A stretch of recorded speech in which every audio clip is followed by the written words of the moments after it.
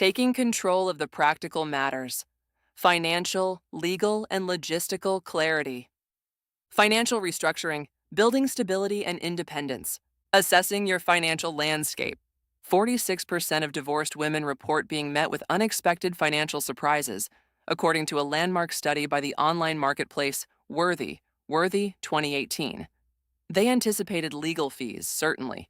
They budgeted for moving costs, but they didn't account for the hidden financial drag of duplicate households, the sudden loss of shared services, or the reality that groceries for one rarely cost half as much as groceries for two.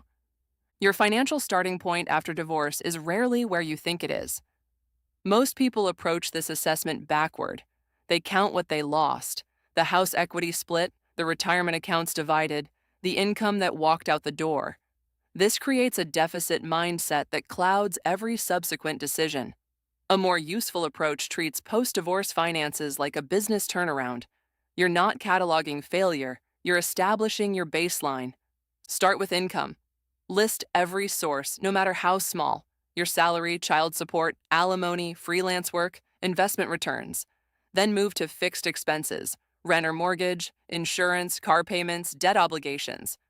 Variable expenses come next: utilities, food, transportation, subscriptions. Finally, catalog your assets and liabilities: bank accounts, retirement funds, property, credit card balances, loans. This isn't about judgment. It's about information. You can't make informed decisions about your future if you're operating on assumptions about your present. Write it all down. Use a spreadsheet, a notebook, or a financial app, whatever keeps you from avoiding the numbers. Once you have your baseline, you'll likely notice gaps. Maybe your income doesn't quite cover your expenses yet. Maybe you're carrying more debt than you realized. That's normal. The point isn't to solve everything today. The point is to see clearly where you stand so you can build a plan that actually works. Budgeting for independence. A budget after divorce functions differently than a budget within marriage. During marriage, budgets often serve to limit spending or coordinate priorities between two people. A post-divorce budget is a tool for autonomy. Guylen, 2023. It tells you what you can afford without asking permission, what choices remain genuinely yours, and where your boundaries need to be firm. Most budgeting advice starts with categorizing expenses into needs and wants. That framework breaks down here. After divorce, a gym membership might be a need, not because exercise is essential to survival, but because maintaining your mental health through this transition is non-negotiable. Meanwhile, the family home you're clinging to might technically be a want, even though it feels like a need. The difference between essential and optional blurs when you're rebuilding from scratch. Start by listing every expense you know you'll face: rent or mortgage, utilities, groceries, insurance, debt payments. Then add the ones you keep forgetting: streaming subscriptions, car maintenance, annual fees. The goal isn't perfection, it's visibility. You can't make informed choices about money you didn't know you were spending. Once you see where your money actually goes, you can prioritize. Which expenses support the life you're building? Which ones are artifacts of a life that no longer exists? Some cuts will hurt, others will feel like relief. This isn't about deprivation, it's about aligning your spending with your values, not someone else's. Your budget should reflect who you are now and who you're becoming, not who you used to be when you shared that life with someone else. Dahl, 2025. Building a financial safety net. Financial resilience isn't about having money, it's about having options when everything goes wrong. After divorce, everything going wrong stops being hypothetical. Your car breaks down the same week your ex misses a support payment. Your landlord raises the rent. Your hours get cut. These aren't catastrophes, they're Tuesday. Without a buffer, each disruption becomes a crisis that derails the fragile stability you've worked so hard to build. Emergency savings doesn't need to start at 6 months of expenses. Start with $500, then $1,000. These aren't arbitrary numbers. They represent the difference between solving a problem and spiraling into debt because of it. A broken furnace, an urgent dental procedure, a last-minute plane ticket to see a sick parent. These are the things that bankrupt people who are already stretched thin. The mechanism matters less than the consistency. Automatic transfers work because they bypass decision fatigue. Even $50 per paycheck accumulates faster than you'd think. Research shows that setting up scheduled, guaranteed saving rules, like automated recurring transfers, makes you 1.5 to 3.5 times more likely to reach specific milestones, like saving $500 or $1,000, than trying to save manually. Consumer Financial Protection Bureau, 2022. You're not relying on willpower when you're already depleted. Retirement planning feels absurd when you're worried about next month's rent. But here's what nobody tells you. Compound interest rewards time more than it rewards wealth. Starting small now beats starting large later. If you're 35 and contribute $100 monthly to a retirement account with a 7% average return, you'll have roughly $122,000 by 65, calculated using the U.S. Securities and Exchange Commission compound interest formula. Wait 10 years to start, and that same contribution yields only $52,000. The difference isn't your discipline, it's math. U.S. Securities and Exchange Commission, 2026. Divorce often means starting financial planning from scratch, while simultaneously dealing with reduced income and increased expenses. That makes proactive planning feel impossible. But financial resilience isn't built during calm. It's built during chaos, one small decision at a time, until you've created something that can't be taken away. Legal clarity, navigating your rights and responsibilities, understanding divorce law basics. Divorce law operates less like a universal rulebook and more like 50 different conversations happening simultaneously across state lines. What qualifies as marital property in California, where nearly everything acquired during marriage gets split equally, looks radically different in New York, which considers equitable distribution based on factors like income disparity and marriage duration. This isn't legal trivia. It's the framework that determines whether you keep the retirement account you built over 15 years or watch half transfer to your ex-spouse's ledger. Most states fall into two camps: community property states, where assets divide 50-50 regardless of who earned what, and equitable distribution states, where judges weigh contribution, need, and future earning capacity. 9 states use community property rules, while the remaining states rely on equitable distribution, Justia 2025. Residency requirements add another layer. You can't simply file in whichever state offers better terms for your situation. Nevada requires 6 weeks of residency before filing. New York demands up to 2 years depending on where you married and lived. Filing prematurely gets your case dismissed, resetting timelines when emotional and financial resources are already strained. Nevada revised statutes, Section 125.020. The legal process itself moves through predictable stages, though duration varies wildly. Filing initiates the case. Service notifies your spouse formally. Skipping this step or doing it incorrectly derails everything. Discovery follows, where both parties disclose financial information through documents, depositions, and interrogatories. This phase uncovers hidden accounts and verifies claims, but it also generates the bulk of legal fees if weaponized. Settlement negotiations attempt resolution without trial. Roughly 95% of divorces settle before reaching a courtroom. Trials occur when negotiation fails, with judges making binding decisions about property, support, and custody. Contested versus uncontested divorces aren't just about disagreement, they're about cost and control. Uncontested cases, where both parties agree on major terms, can conclude in weeks or months with minimal legal expense. Contested divorces stretch across years, sometimes costing 5 or even 10 times more, as attorneys bill for every motion filed, every hearing attended, every email exchanged.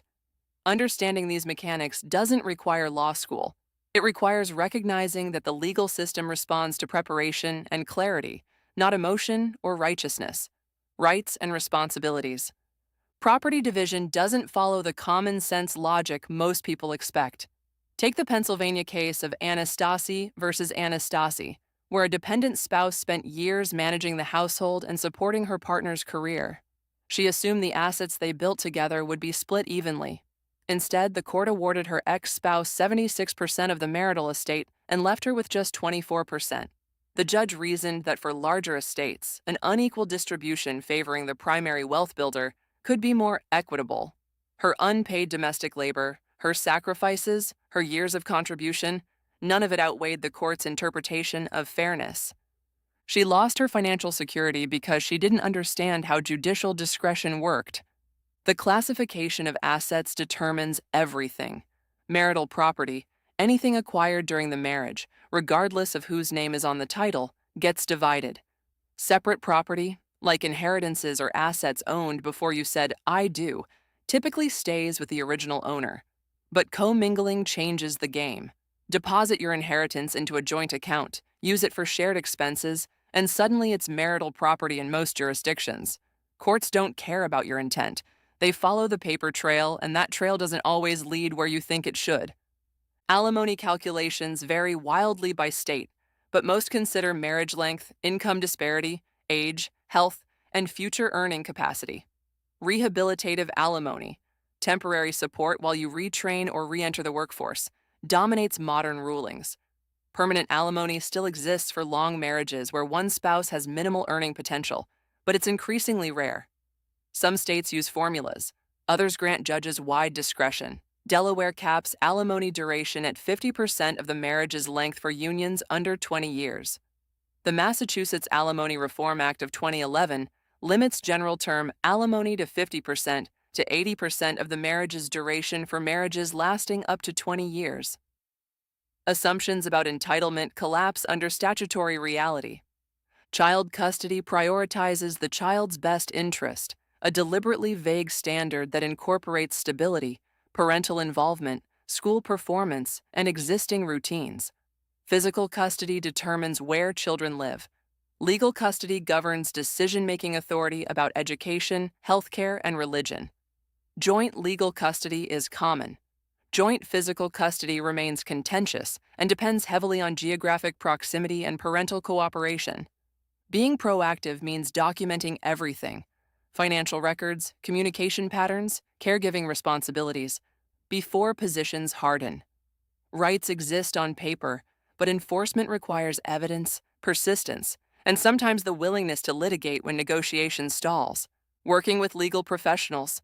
Finding the right legal professional starts with understanding what you actually need. Divorce attorneys litigate when necessary, negotiate settlements, and guide you through procedural requirements. Mediators facilitate agreements between you and your spouse but don't advocate for either party. Collaborative divorce attorneys commit contractually to settling outside court, agreeing to withdraw from representation if litigation becomes necessary. Webb and Uski, 2006. Each serves a distinct purpose, and choosing incorrectly costs time, money, and leverage. Start by interviewing at least 3 candidates. Moskovich, 2007. Ask specific questions. How many divorce cases have you handled in the past year? What percentage settled versus went to trial? What's your communication style? Do you respond within 24 hours or expect scheduled check-ins? How do you bill? Flat fee, hourly, retainer? These questions reveal not just competence, but compatibility. You need someone whose working style meshes with how you process information and make decisions. If you're detail-oriented and they're vague in their initial responses, that's a red flag. Trust your instincts about rapport. This person will see you at your most vulnerable, learn intimate details about your marriage, and make recommendations that reshape your future.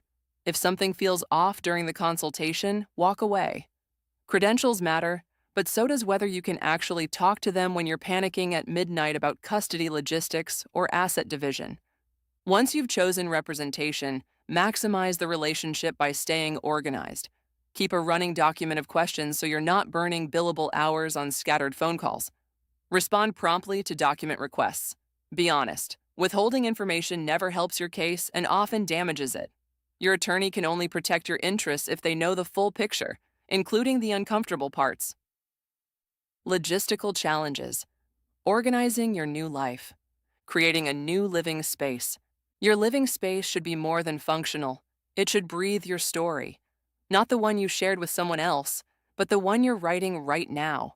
Create a no-compromise zone. Designate one corner, one shelf, one surface that exists entirely for your preferences without justification. Fill it with objects that have meaning only to you. Books you've been meaning to read, a plant you'll actually care for, or photographs that remind you of your capacity for joy. This zone serves as a daily reminder that your preferences matter, even when no one else is watching. Decluttering can feel overwhelming when every object carries emotional weight.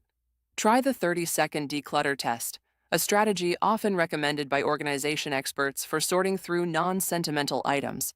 Pick up an object and explain why you use or love it. If you cannot articulate its purpose within 30 seconds, it's time to let it go.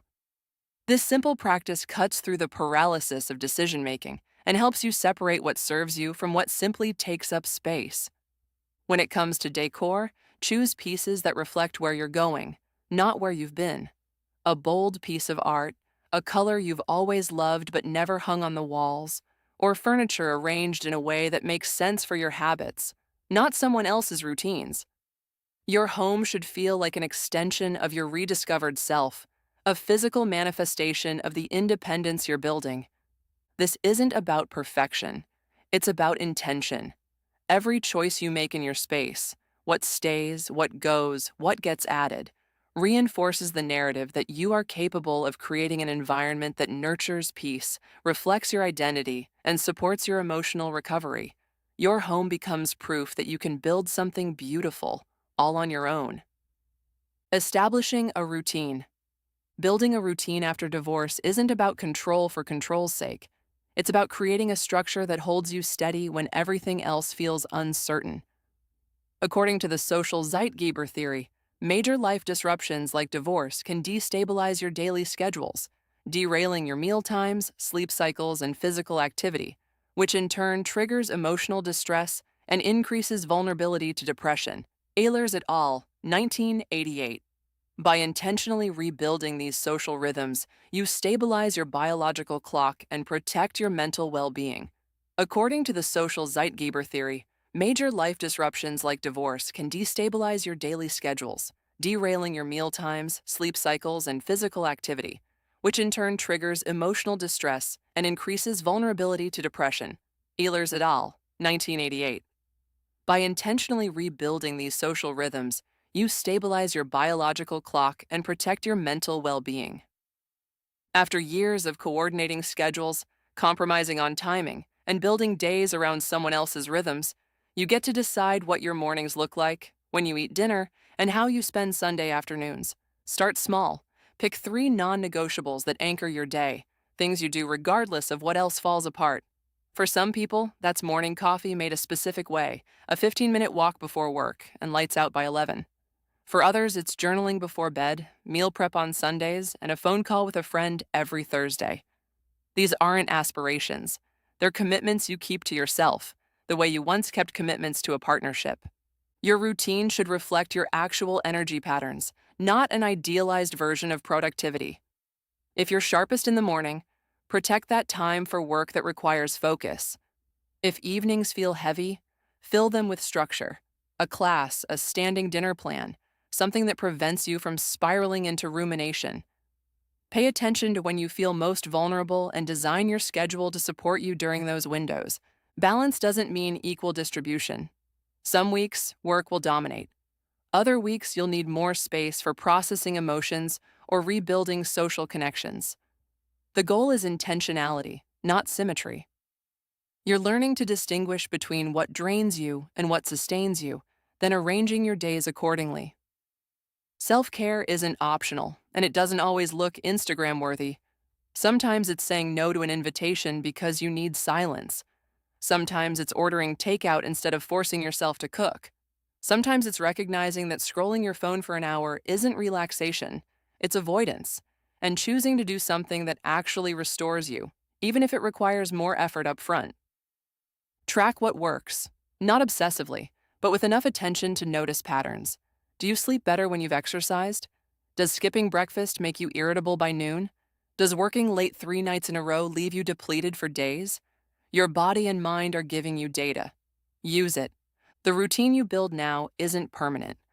As you heal, as your circumstances shift, as you discover new interests and shed old obligations, your structure will evolve.